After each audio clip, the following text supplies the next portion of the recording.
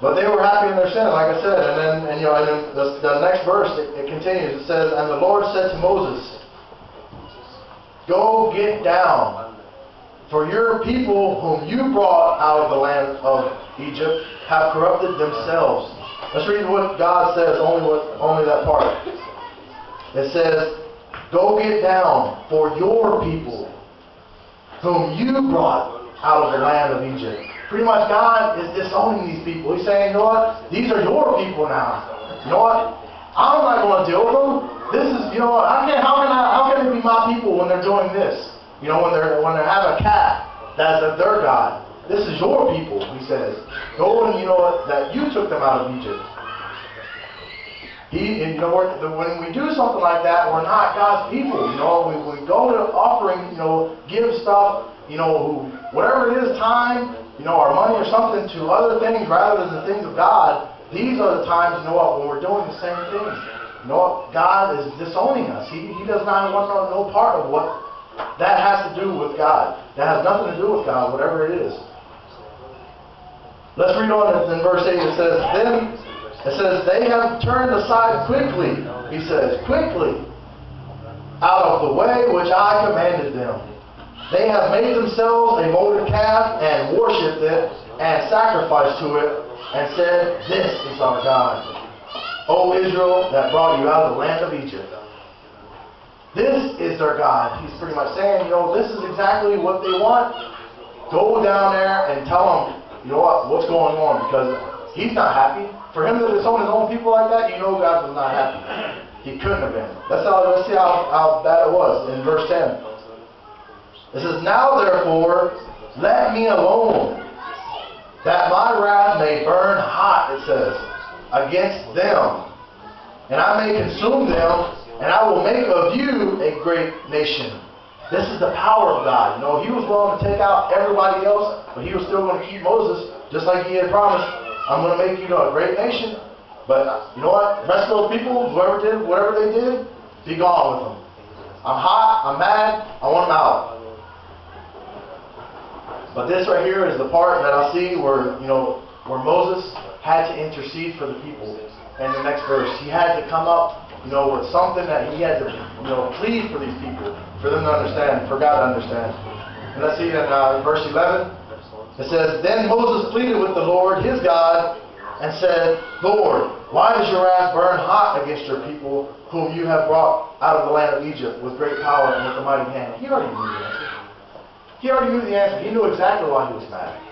But he had to bring it to God's attention. You know what? Why are you mad at these people who you brought out? You say, no, I didn't do it. You brought these people out of the land of Egypt. You brought these people. You did. I didn't do anything. You said I did, but it's not me that did it. You did. And he had to plead for him. He had to, you know what? He had to have, you know, some kind of pleading. He had to intercede for the people. Let's go on down to verse 14. And he's still pleading in the next couple verses, but we'll skip those and we'll go on to 14. And it says, so the Lord relented from the harm which he said he would do to his people. You know, after 3 verses, pretty much, of Moses, you know, explaining to God, why are you doing this? Why are you going to do this? You know, don't do this. He tells him, I will relent. You know, I won't do it. I'm not going to do it. The mercy of God. You see the mercy right there.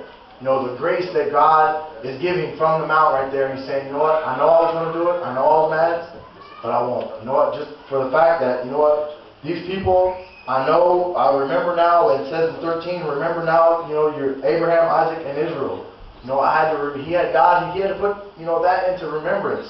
So God can understand, you know, for God to remember what he was doing, you know, to begin with. Because God was so mad, I believe in this time, that he was ready to, you know, throw it all away.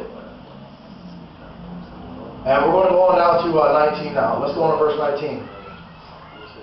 So it was, as soon as he came near the camp, which was Moses, he saw the calf and the dancing.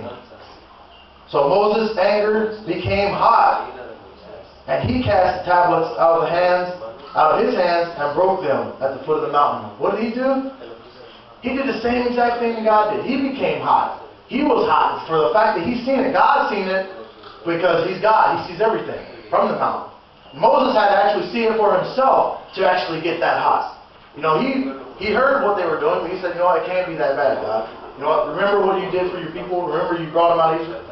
But when he seen it himself, he was that hot. He became that hot. He said, you know what, smashed the tablets of what God had made with his own hands. His own covenant. Broke the law, pretty much, of what was to be done.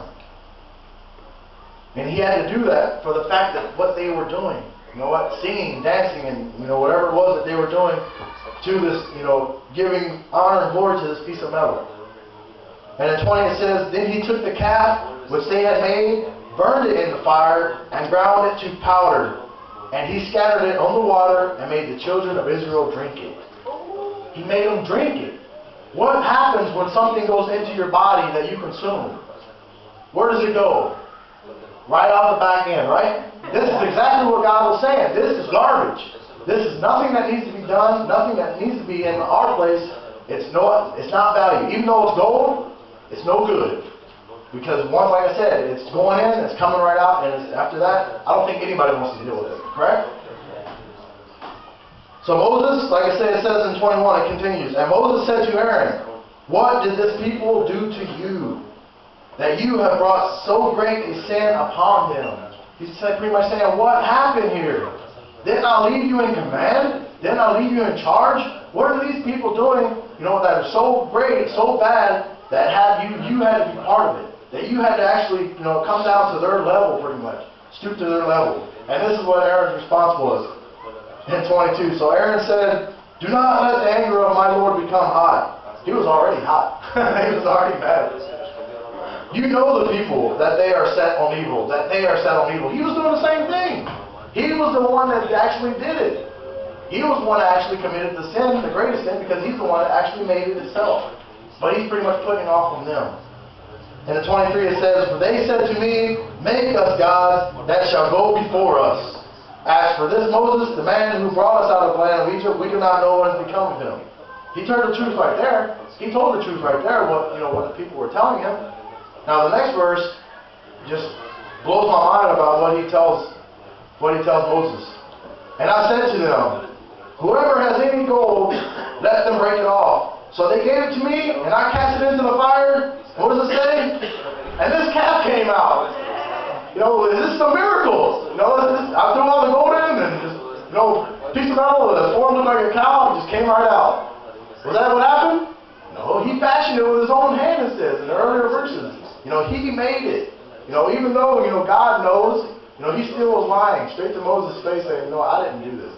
You know, it came out by itself. But Moses, he knew there was a calling still. You know, even after all the lies, after all the bickering and everything, he knew there was still a calling for God's people. And let's read what it says in 26. Then Moses stood at the entrance of the camp and said, whoever is on the Lord's side, come to me. And all the sons of Levi gathered themselves together to him. This was the calling that Moses was pretty much explaining to everybody. You know what? If you're on God's side, come with me. If you're not, stay behind. And this is what happens to those who did stay behind.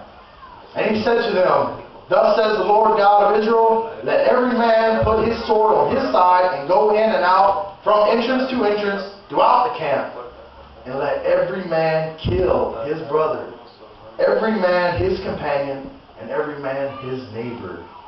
This is the sacrifice that had to be made of what they had done.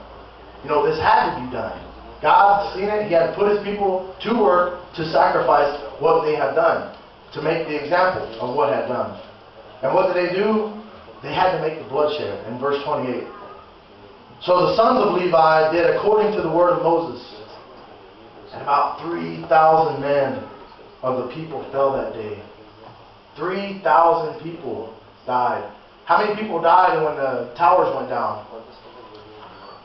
Around 3,000 people. Imagine how many people that was. You know, in this town, in this people that were among the people of God, 3,000 people died that day for what had happened because they had made this calf. Great sacrifice.